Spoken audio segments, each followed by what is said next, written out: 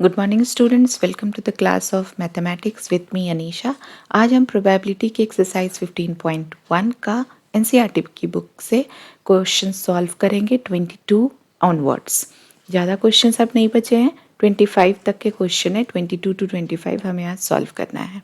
ठीक है, ये एक स्टेप ऊपर होगा अभी तक जो मैंने क्वेश्चन सॉल्व किए हैं उससे, इसीलिए मैंने इसे अलग करके रखा था इस वीडियो को। ठीक है, मैथमेटिक्स इतना ज़्यादा टफ नहीं होता है जितना हम माइंडसेट में बिठा के रखे हैं।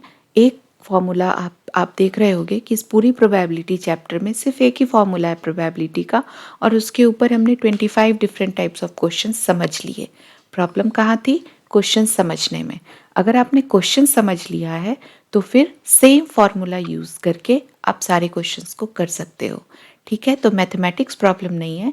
द प्रॉब्लम इज़ कि आप क्वेश्चन कितने अच्छे ढंग से ग्रैस्प कर लेते हो। अगर क्वेश्चन समझ में आ रहा है तो सोल्यूशन आप उसी वे से प्रेजेंट कर लोगे। ठीक है, so mathematics is quite an easy subject, one of the favourite subject. ठीक है, बहुत ही इंटरेस्टिंग सब्जेक्ट होता है ये। बस ओनली थिंग इज कि कंसेप्चुअल एरर नहीं होना चाहिए। अगर आपके कंसेप्ट्स क्लियर हैं, फॉर्मूलाज करेक्ट हैं, आप पेन और पेपर के साथ बैठना जानते हो, तो आप मैथमेटिक्स बनाने में कभी पीछे नहीं रहोगे और आपके मार्क्स कभी नहीं कटेंगे। यहाँ पे बढ़ते हुए हम आते हैं क्वेश्चन नंबर 22 पे।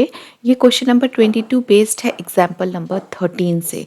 एग्जाम्पल नंबर 13 जो एनसीईआरटी बुक का है वो ये था कि वहाँ पे हमें 2 डाइसेस को साइमल्टेनियसली थ्रो करना है। तो उसके लिए ये टेबल है कि ऑलरेडी जब हम 2 डाइसेस को एक ही वक्त पे थ्रो करते हैं तो बस यही सेट ऑफ सोल्यूशन हमें मिलेगा। ठीक है, आप थ्रो करके देखना। तो इसे हम थोड़ा सा रीअरेंज करके लिख सकते हैं कि अगर फर्स्ट डाइस पे मान लो 1 आ रहा है तो सेकंड पे 1 आएगा। फर्स्ट पे 1 आया हर केस में तो सेकंड पे 2 आ जाए, 3 आ जाए, 4 आ जाए, 5 आ जाए और 6 आ जाए। इन अ सिमिलर वे अगर हम फर्स्ट डाइस पे 2 ला रहे हैं तो सेकंड पे 1, 2, 3, इस तरीके से हमें different different kinds of solutions मिल सकते हैं जब 2 डाइसेस को हम एक ही साथ थ्रो करेंगे। अब हमें इस टेबल को कंप्लीट करना है। इसका जो फर्स्ट जो आप ब्लू शेडेड पोर्शन देख रहे होगे इस टेबल का, तो इस टेबल में ब्लू शेडेड पोर्शन क्या कह रहा है? यहाँ पे देखो, यहाँ पे इवेंट क्या है? सम ऑन द 2 डाइस, यानी जो 2 डाइस पे नंबर्स आ रहे हैं, जो भी नंबर आ रहे हैं उसका सम क्या हो? 2 हो। ठीक है, तो इसके लिए वापस से हम पीछे के टेबल पे जाते हैं। तो सम 2 कब आएगा? ठीक है, यहाँ देखो आप, इस केस में आ रहा है सम 2, 1 + 1 = 2। ठीक है, और किसी केस में आ रहा है? नहीं आ रहा है।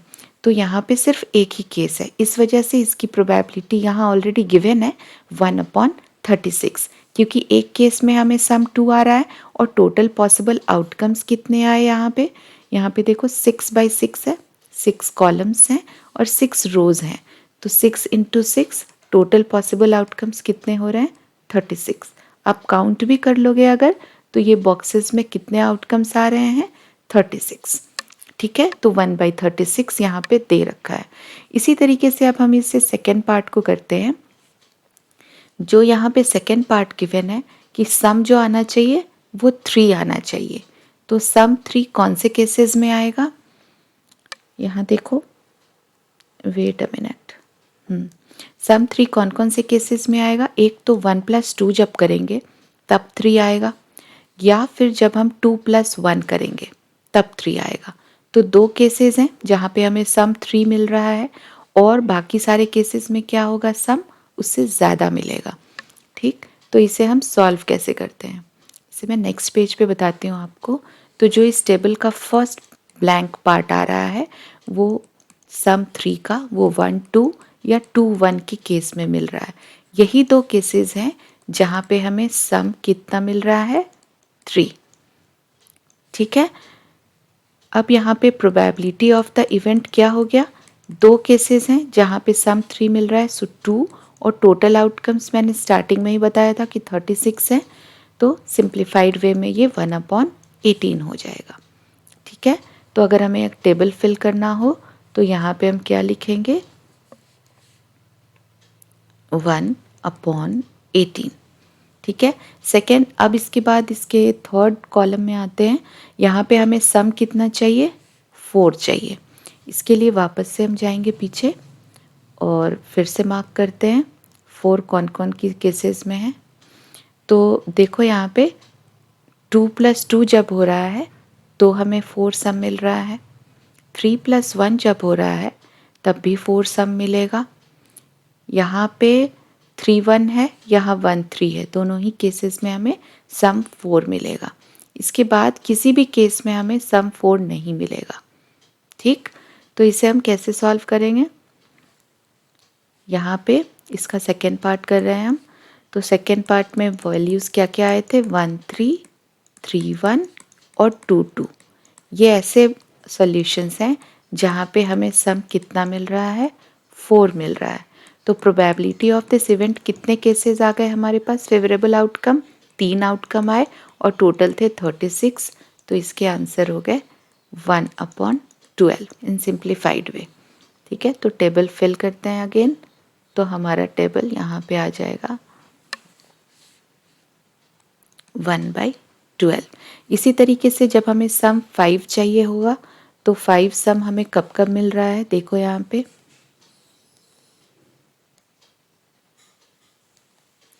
5 सम हमें कब मिलेगा?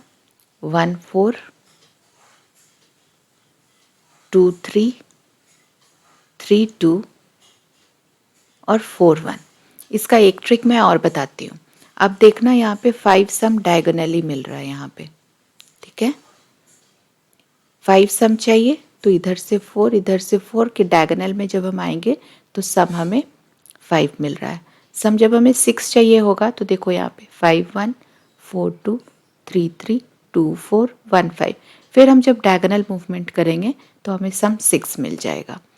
ठीक है, तो ये भी एक तरीका होता है एग्ज़ाम पे जब जल्दी जल्दी करना होता है तो वहाँ पे ये डायगोनल वाला मेथड आप यूज़ कर सकते हो। तो सर्च नहीं करना पड़ेगा, बहुत टाइम नहीं लगेगा, आपके क्वेश्चन नहीं मिस होंगे। ठीक है, तो यहाँ पे जो सम है हमारा थर्ड केस में हमारे सम क्या चाहिए था हमें? 5 और उसके वैल्यूज़ क्या क्या हो गए? 1 4 2 3 3 2 और 4 1। ठीक है, ये हमें क्या दे रहा है? ये सारे वैल्यूज़ सम 5 दे रहा है। ठीक है, तो यहाँ पे इस इवेंट की प्रोबेबिलिटी कितनी हो गई? फेवरेबल आउटकम हमें 4 मिले, टोटल 36 थे, तो वैल्यू 1/9 आ गया। इसके बाद हम फोर्थ पार्ट पे आते हैं। टेबल फिल करेंगे यहाँ पे 1/9। ठीक है, अब हमें सम 6 चाहिए। सम 6 के लिए भी मैंने आपको पहले ही बता रखा था। यहाँ देखो 5 1 4 2 3 3 2 4 और 1 5। ये हमें क्या दे रहे हैं? सम 6 दे रहे हैं। तो कितने आउटकम हो गए हमारे पास? 1 2 3 4 एंड 5। ठीक है, तो यहाँ पे इस इवेंट की प्रोबेबिलिटी क्या हो जाएगी? हम यहाँ अब डायरेक्टली कर सकते हैं 5/36, क्योंकि ये फर्दर सिंप्लीफाई नहीं होगा तो 5/36 विल बी द आंसर। अब जब हमें सम 7 चाहिए, 7 सम के लिए देखो मैं कलर चेंज करती हूँ ताकि विजिबिलिटी बनी रहे। ठीक है, सम 7 चाहिए, उसके लिए देखो 1 यहाँ 1 6 2 5 3 4 4 3 5 2 एंड 6 1। ये सारे सॉल्यूशंस हमें क्या दे रहे हैं? सम 7 के इक्वल। तो कितने सॉल्यूशंस हुए फेवरेबल? 1 2 3 4 5 6। ठीक है, अगर हम 6 लिखते हैं 6/36 तो सिंप्लीफाइड फॉर्म में ये क्या हो जाएगा? 1/6। तो हम टेबल कैसे फिल कर सकते हैं? यहाँ 1/6 लिखकर। ठीक है, आप रेड पेन यूज़ मत करना, आप ब्लैक से कंटिन्यू करना। मैंने यहाँ कलर इसलिए चेंज किया ताकि आपकी विजिबिलिटी बनी रहे कि कौन सा पार्ट किससे रिलेट हो रहा है। 8th का ऑलरेडी गिवन था। 9 सम का अब हमें देखना है, तो 9 सम के लिए बढ़ते हैं। 9 सम यहाँ पे 9 सम देखो यहाँ पे 6 3 है, 3 6 सॉरी 4 5 है, 5 4 है और 6 3 है। ये चार केसेस में हमें सम 9 मिल रहा है। ठीक है, तो अगर हम 4/36 लिखते हैं तो इसे और सिंप्लीफाई किया जा सकता है, ये 1/9 हो जाएगा। तो टेबल हम फिल करेंगे, यहाँ पे हमारी वैल्यू क्या आएगी? 1/9। ठीक है। अब इसके नेक्स्ट केस में आते हैं, जब हमें सम 10 चाहिए। फिर से टेबल पे जाएंगे हम। यहाँ पे हमें सम कितना चाहिए था, 10। 10 कौन कौन सी केसेस में मिलेगा हमें, टू सेलेक्ट सम कलर।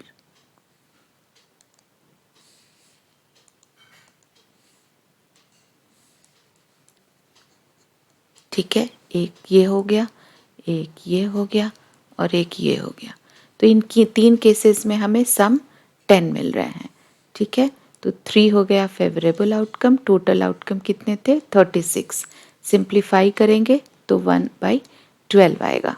तो इस तरीके से हम टेबल फिल कर सकते हैं। यहाँ पे 10 सम आने वाले, 1/12। इसके बाद आते हैं 11 सम हमें चाहिए। ठीक है, अब देखेंगे टेबल से ही कि 11 सम हमें कौन कौन से केसेस में मिलते हैं।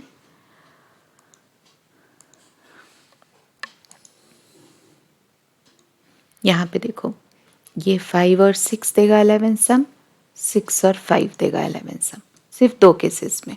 ठीक है, यानी फेवरेबल आउटकम 2 हुआ, टोटल आउटकम 36 थे। इसे सिंप्लीफाई करोगे तो 1/18 आ जाएगा।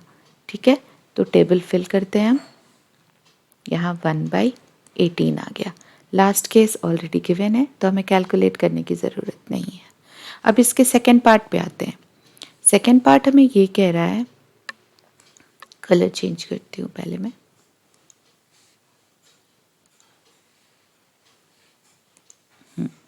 यहाँ पे ये कह रहा है सेकेंड पार्ट में कि एक स्टूडेंट ने ये कहा कि अगर 11 पॉसिबल आउटकम्स आए, ठीक है, 2 3 4 5 6 7 8 9 10 11 एंड 12, तो हर किसी की प्रोबेबिलिटी 1/11 होनी चाहिए। क्या ये आर्ग्यूमेंट सही था, इसे हमें जस्टिफाई करना है। ठीक है, तो ये आर्ग्यूमेंट बिल्कुल भी सही नहीं है, नो। ठीक है, क्यों, since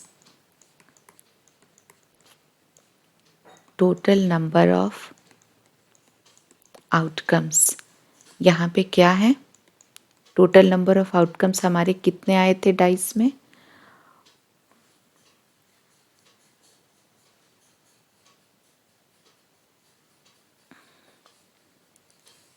total number of outcomes was 6 into 6, that is equal to 36।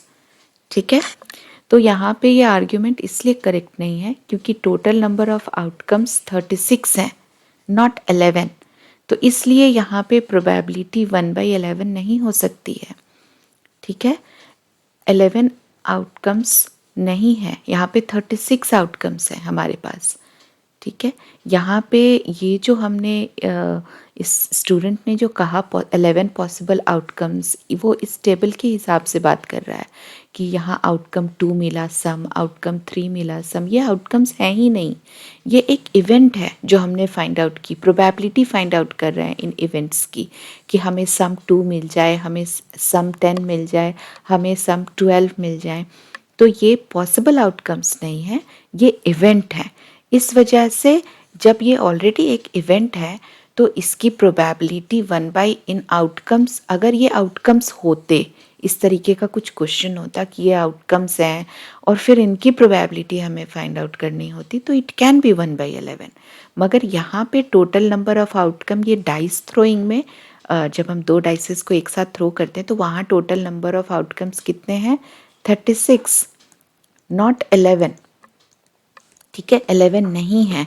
इस वजह से ये आर्ग्यूमेंट बिल्कुल ही रॉन्ग था, जस्टिफाइड नहीं था।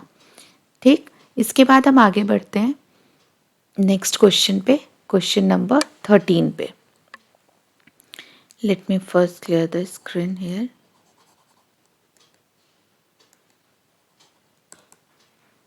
यहाँ पे देखो 23 क्वेश्चन में क्या दे रखा है, एक गेम है और ये एक रुपी क्वाइन है, 1 रुपी क्वाइन है, उसे 3 बारी टॉस करना है और उसके आउटकम को हर बार नोट करना है। हनीफ जीत जाएगा अगर वो सारे टॉसेस उसके सेम रिजल्ट देते हैं। यानी कि 3 बारी हेड दें या फिर 3 बार टॉस करना है हमें उस कॉइन को। अगर तीनों टाइम उसे सेम रिजल्ट मिल रहे हैं तब वो जीतेगा, यानी कि 3 बार उसे हेड मिल जाए या 3 बार उसे टेल मिल जाए, दोनों ही केसेस में वो जीत जाएगा, अदरवाइज ही विल लूज। ठीक है, अब हमें प्रोबेबिलिटी फाइंड आउट करनी है कि हनीफ गेम को कब लूज करेगा। तो बढ़ते हैं यहाँ पे देखते हैं टोटल आउटकम्स आएंगे क्या क्या। ठीक है, so total outcomes will be, तो 3 केस आ क्या कह सकते हैं। अगर हम 1 रुपी कॉइन को टॉस करें तो तीनों पे हेड आ सकता था, तीनों पे टेल आ सकता था, या फर्स्ट 2 बारी में हेड आया, एक बार टेल आया, या फिर पहले बारे पे हेड फिर टेल फिर हेड आ जाए, फिर या फिर पहले टेल आया फिर हेड और हेड आया, या फिर 2 बार टेल एक बार हेड आएगा, या फिर टेल हेड टेल आएगा और हेड टेल टेल आएगा। इसके अलावा और कोई पॉसिबल आउटकम्स नहीं हो सकते हैं अगर हम A1 रुपी कॉइन को टॉस करें। ठीक है, इसी तरीके से आएंगे, क्योंकि हो सकता है पहली दफ़ा आपको हेड मिले फिर टेल फिर हेड। ठीक है, मगर फिर हो सकता है कि पहले टेल मिल जाए फिर 2 बार लगातार में हेड मिल जाए। तो इस तरीके से हमें number of possible outcomes, total number of outcomes क्या मिल गए यहाँ पे, total number of outcomes that is equal to 8। ठीक है, अब हनीफ गेम लूज कर देगा कौन कौन से केसेस में, अगर उसे HHT मिल जाए, ठीक है, या HTH मिल जाए, या THH मिल जाए, या डबल TH मिले, या फिर THT मिले, या HTT मिले। यानी इन 2 केसेस के अलावा बाकी जितने भी केसेस हैं तब वो लूज कर जाएगा game.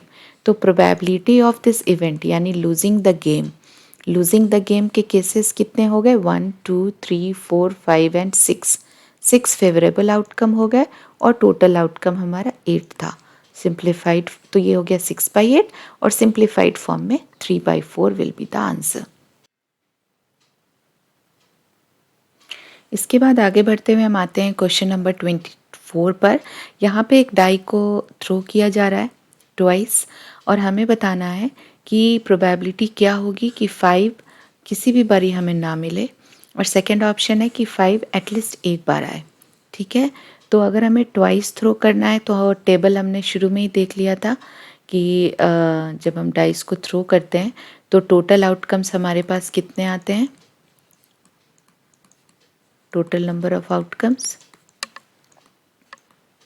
that is equal to 6 into 6 36। ठीक है, अब उसके बाद हमें फाइंड आउट करना है कि number of outcomes in favour of 5।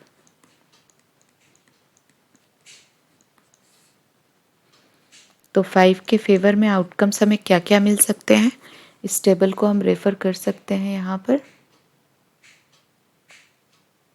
ठीक है, तो 5 के फेवर में देखो क्या क्या आउटकम्स हमारे पास आ रहे हैं, 1 5 2 5 3 5 4 5 5 5 6 5 ये आएंगे। इसके बाद 5 1 5 2 5 3 5 4 और 5 6, ये सारे हमारे आउटकम्स हैं जो 5 के फेवर में हैं। ये आपको यहाँ पे मेंशन करना पड़ेगा। ठीक है, सारे वैल्यूज़, क्योंकि टेबल आप बना भी रहे हो तो भी इस चीज़ को एग्ज़ाम में मेंशन करना ज़रूरी होता है। सो 1 5 2 5 3 5 4 5 5 5 6 5, फिर क्या क्या आ रहे थे, 5 1 5 2 5 3 5 4 और 5 5 ऑलरेडी मैंने यहाँ लिख दिया है तो रिपीटिशन नहीं होगी यहाँ। अब 5 6। ठीक है, तो यहाँ पे नंबर ऑफ आउटकम्स कितने हो गए, टोटल नंबर ऑफ आउटकम्स, अगर हम टोटल नंबर ऑफ आउटकम्स को काउंट करें तो ये हो गए 1 2 3 4 5 6 7 8 9 10 एंड 11। तो 11 आउटकम्स हमारे पास आए। ठीक है, अब हमें फर्स्ट पार्ट में क्या फाइंड आउट करना था कि 5 नहीं आए। ठीक है, तो 5 नहीं आने की प्रोबेबिलिटी कितनी हो जाएगी? Just a minute.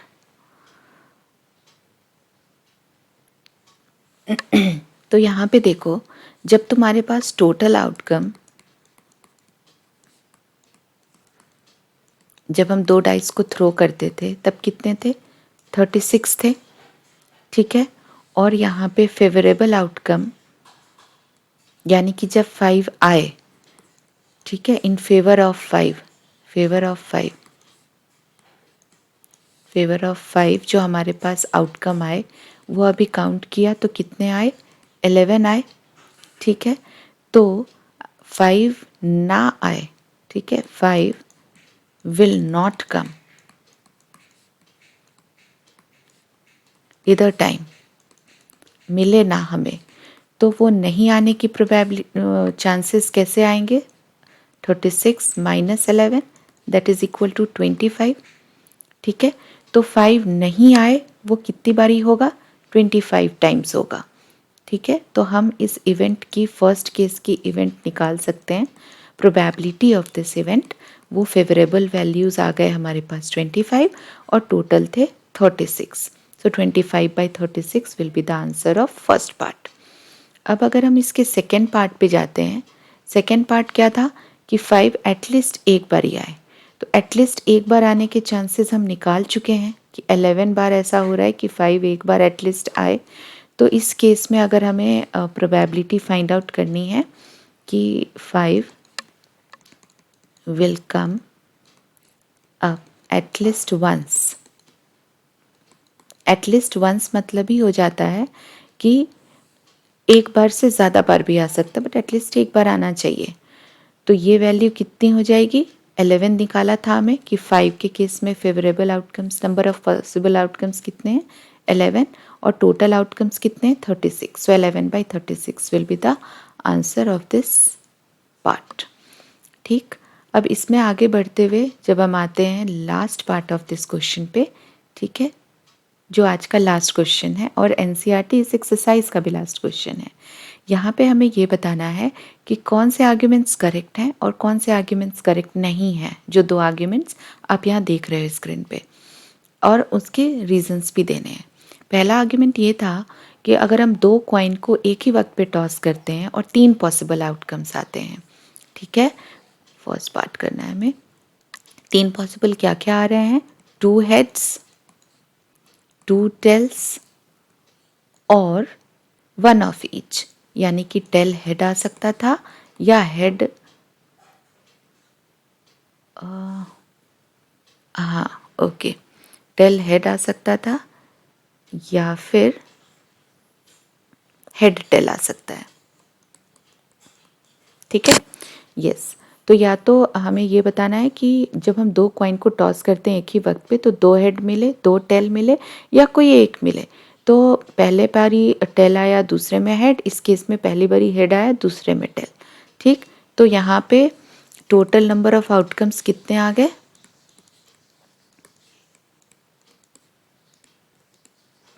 4 आउटकम्स आ गए, ठीक है। अब हमें ये बताना है for each of these outcomes the probability is 1/3, ठीक है। हर किसी के लिए आउटकम के लिए प्रोबेबिलिटी कितनी होगी?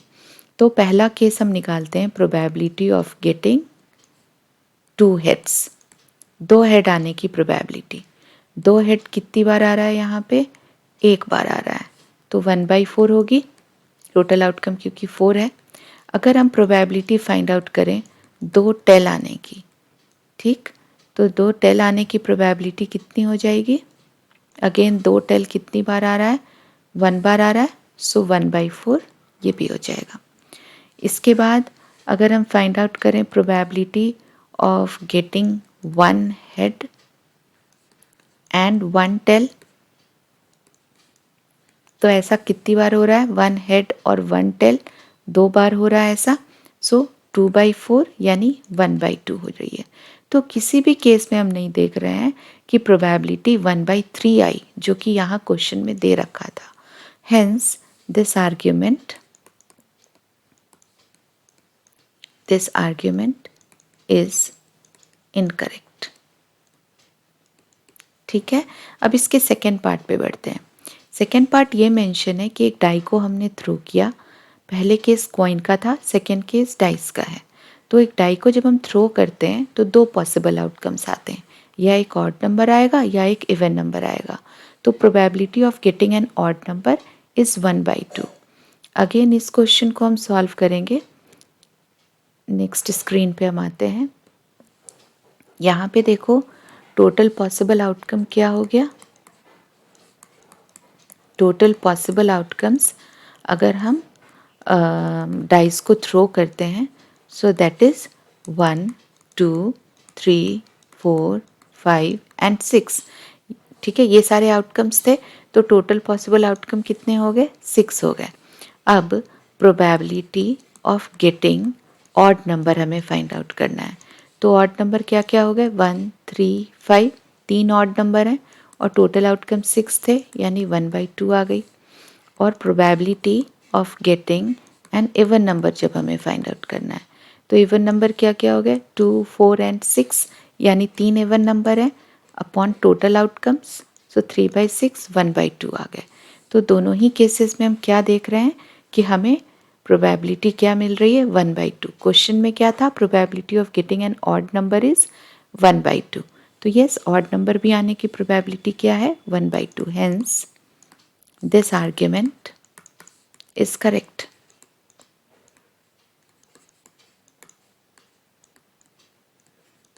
तो इस तरीके से हम क्वेश्चंस को कर सकते हैं।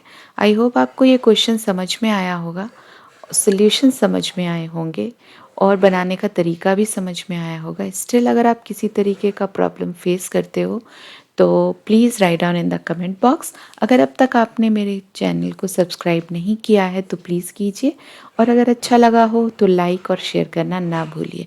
Thank you for watching, keep watching.